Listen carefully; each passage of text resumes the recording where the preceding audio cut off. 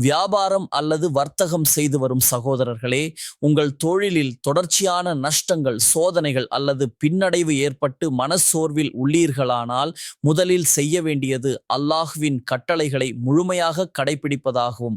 முதலில் கடமையான தொழுகைகளை முறையாக நிறைவேற்றுங்கள்.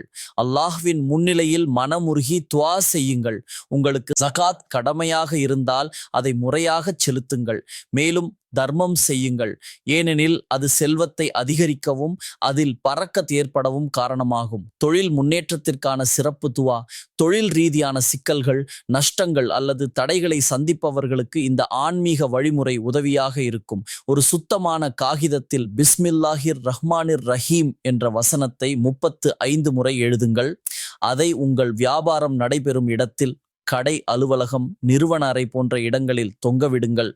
விரும்பினால் அந்த காகிதத்தை பிளாஸ்டிக் கோட்டிங் செய்தோ அல்லது ஃப்ரேம் செய்து மாட்டலாம். இந்த வசீஃபா ஹலால் அனுமதிக்கப்பட்ட தொழிலுக்கே பயன் தரும். நியாயமான, நேர்மையான தொழிலில் இருப்பவர்களுக்கு அல்லாஹ் பரக்கத், முன்னேற்றம், செழிப்பு மற்றும் வளர்ச்சியை அளிப்பான். இன்ஷா அல்லாஹ்.